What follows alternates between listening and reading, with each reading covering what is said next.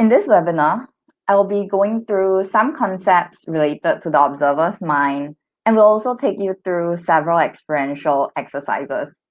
There are some concepts of mindfulness that I think can be challenging to comprehend if we just use our thinking mind. So the best way to learn is through experiencing it yourself. Even for myself, it took me several months of practice for me to slowly start to comprehend and experience what the observer's mind is. If possible, find a location where you are comfortable, quiet, with little distractions, because that will help you when we go through the experiential exercises. All right, so to start off, I'll talk a little bit about mindfulness. The observer's perspective is one part of mindfulness. And mindfulness is about paying attention on purpose in the present moment without any judgment and just watching each moment as it unfolds.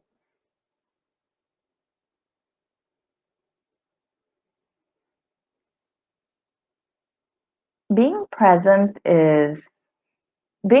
can be difficult for some of us, and most of us spend each day having silent conversations with ourselves. So mindfulness is kind of a way of listening. You can do this at any time. For example, if you're paying attention, like 100% attention to me speaking without being distracted by your thoughts or your phone or thinking about lunch or anything else, you are being mindful. And the observer self is then that part of you that notices what's happening within yourself, within your body or your mind.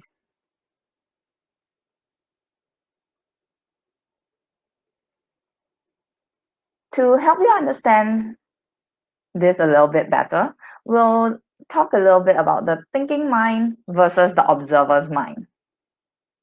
Let's try something out. Right now, I want you to not think about a pink elephant. Whatever you do not think about a pink elephant holding a blue umbrella with its trunk. Do not think about a pink elephant at all.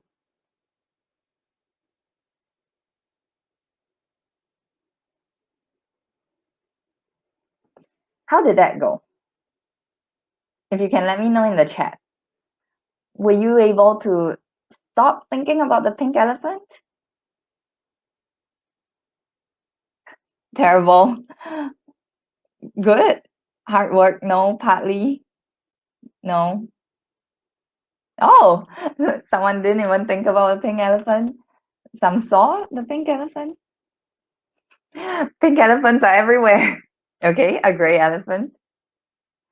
Yeah, so if you were able to notice that you were thinking about the pink elephant or a gray elephant or many elephants or no elephants at all, that part of you that noticed that you were thinking or not thinking about the pink elephant was your observer's mind. And your observer's mind was watching your thinking mind think or not think about pink elephants. And despite the fact that you were telling your thinking mind not to think about the elephants. Today, you're going to have a lot of elephants in your mind. So the thinking mind is the mind that is always talking to you while you're waiting in line, while you're in bed trying to sleep, or when you're tuning out of conversations.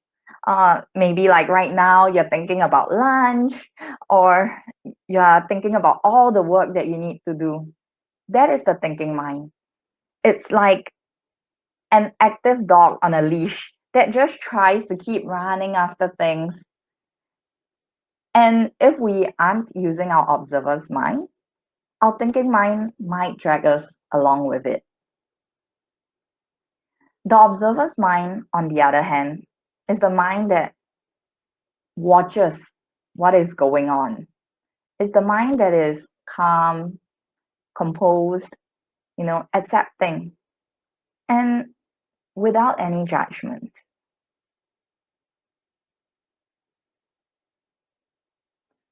Why is it important to then engage our observer's mind? In the earlier exercise, I think many of you realize that it's difficult to stop thinking about the pink elephant or any elephant, even if you told your mind not to do it. And that's very normal. Our mind doesn't stop thinking just because we tell it to stop. We can spend the whole day saying, let's not think about work anymore.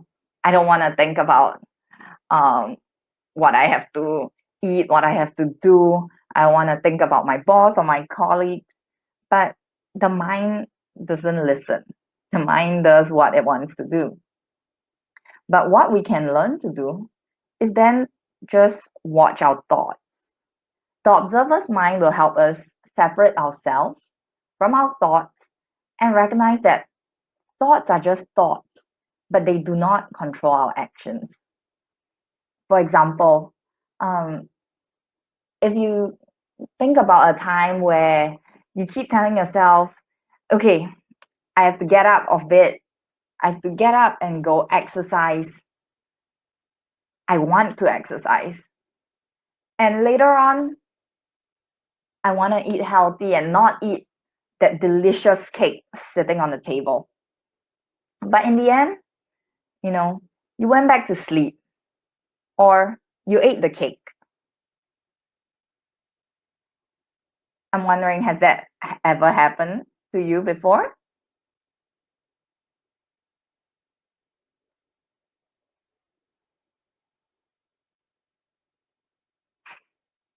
Yes.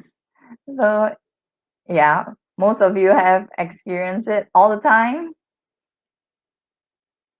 The cake part, yes.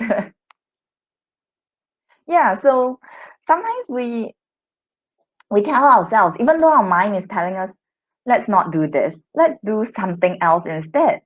But our body might not listen. So that's an example of how our thoughts, they do not determine our actions. Once we are able to activate our observer's mind more, we can then allow our thoughts to just be while engaging in activities that are important to ourselves. It also cultivates a kindness to ourselves and more acceptance of ourselves and others.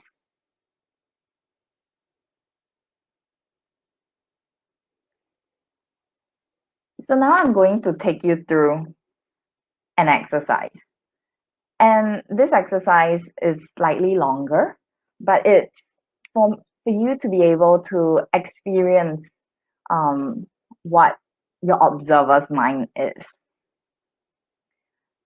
Okay, so get into a place where there's not so much distraction so that you're able to imagine some of the things that I'm going to talk about. So think of your thoughts and feelings as chess pieces on a chessboard. Imagine the white chess pieces are your pleasant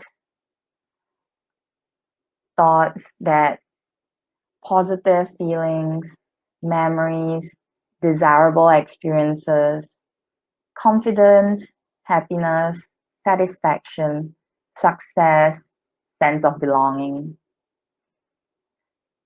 And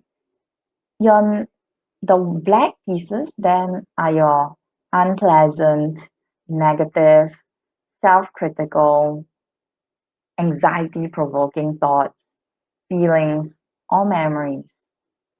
They can also be fear, doubt, or self-criticism, or hopelessness.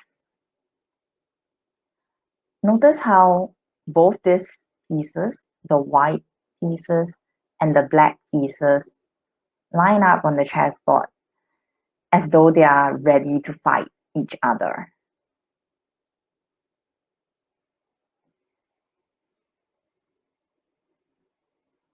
Just like in a game of chess, where opposing black and white pieces battle against each other, we often pit our pleasant, familiar, and comfortable thoughts, feelings, memories against our unpleasant, unfamiliar, and uncomfortable ones.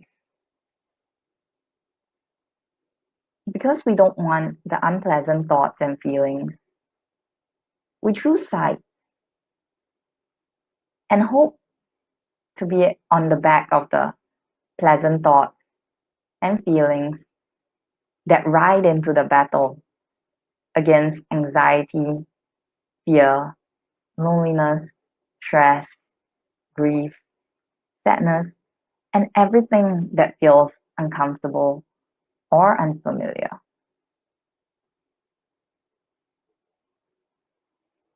In a game of chess, at times, it can appear that one color is winning against the other. But also, the game can change.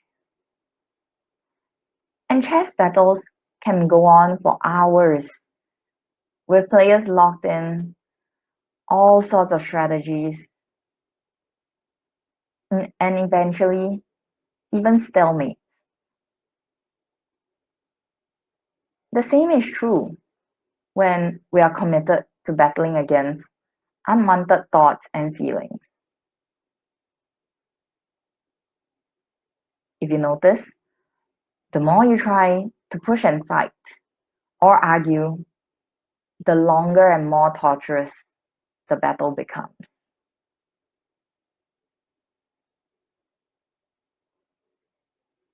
The more you fight against troubling thoughts and feelings, the stronger they become. And further investment in controlling or conquering them is required.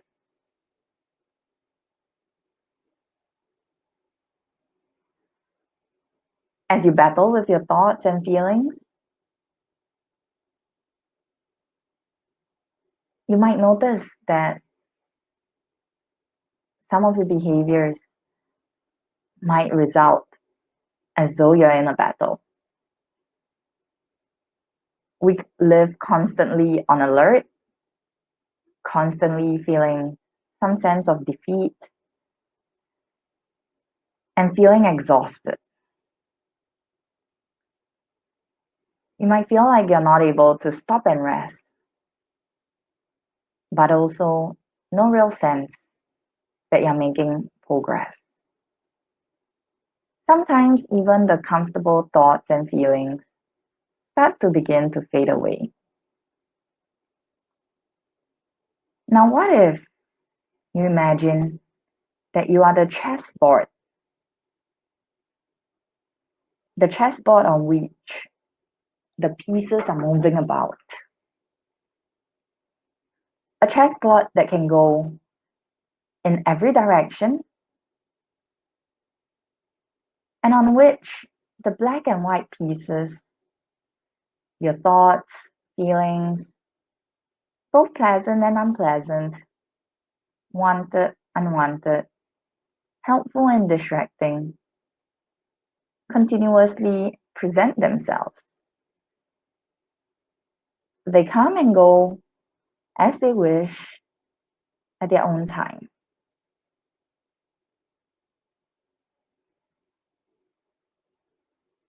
As the chessboard, you can look up and you can notice all of the pieces and watch them moving about.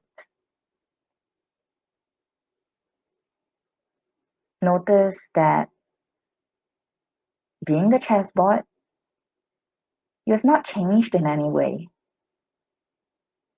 You are not changed by the chess pieces or their movements.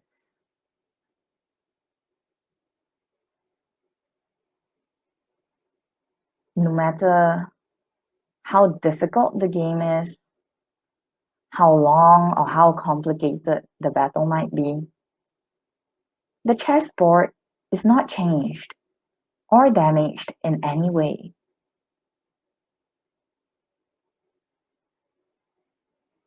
Being the chessboard is like a battleground on which the continual activity of the chess pieces takes place, but the board itself remains solid and intact, ready for the next game.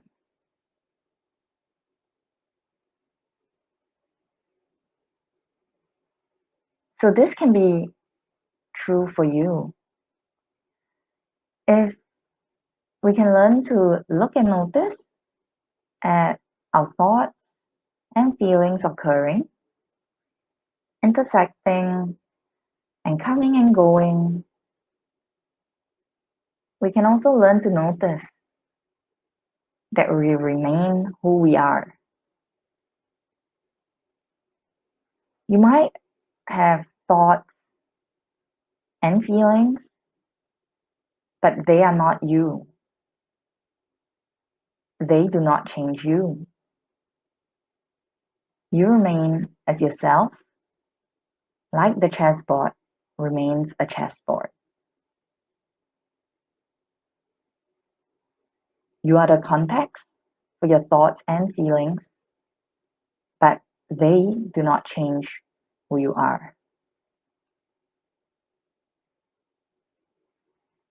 As the chessboard, try and notice the distinction between yourself and the pieces.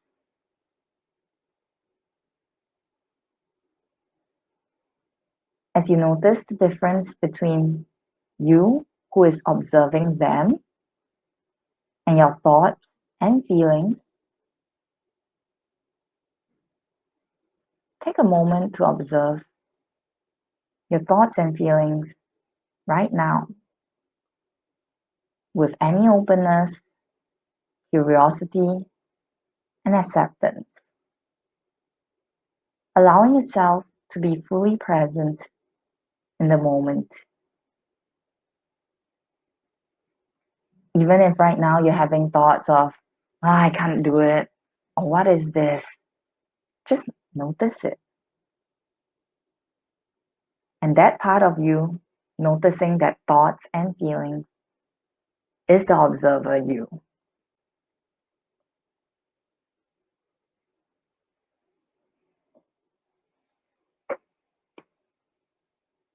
So that's just one example of the observer self. I know it was a slightly longer exercise, but I really wanted you to be able to experience or try to imagine what the observer self is. I'll go through another way of looking at the observer self. So another way is to be able to name your feelings or your emotions. For example, right now, if you can notice what feelings or emotions you are having, and you can say, first try out by saying, I feel X. Maybe if you are bored, you can say, I feel bored.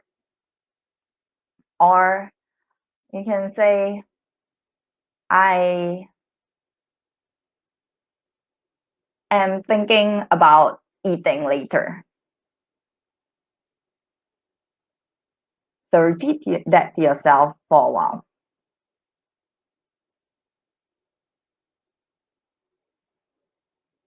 Now, add to the front of it, I am having the feeling of boredom, or I am having the feeling of excitement, or I am having the thought of work. I'm having the thought of wanting to eat lunch. I keep saying eating lunch. Maybe I'm hungry too. Okay. And now the last one is saying to yourself, I notice that I am having the feeling of boredom. I notice that I'm having the feeling of happiness. I notice that I'm having the thought of what I'm going to do after work today.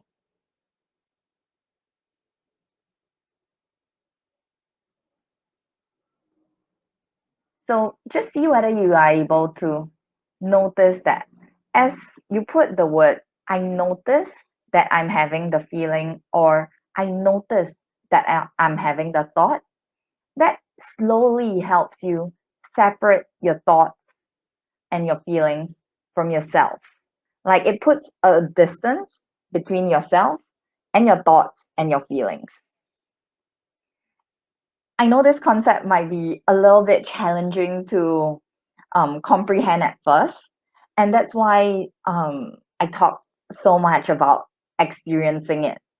And this is something that you can try on a daily basis, where if you notice that, oh, feelings are coming up or thoughts are coming up, you can even try just saying, I noticed that I'm having this feeling of anxiety, or I noticed that I'm having the thought of not being able to complete my work. So these are some ways to just try and separate yourself from your thoughts and feelings. So the key takeaways for today is that we have two minds: the thinking mind, which is running around most of the time, and the observer's mind, the one that sits calmly and just notices what is happening without any judgment and with full acceptance. When we practice mindfulness, we are better able to observe what's happening in our body, what's happening in our minds. And as we observe that, we don't hold any judgment and also not try to change anything. If we continue to practice mindfulness, it will help us become more effective in problem solving, decision making, being more present at work with our colleagues, our bosses. We're better able to complete our work because we're better able to focus and pay attention in the present moment.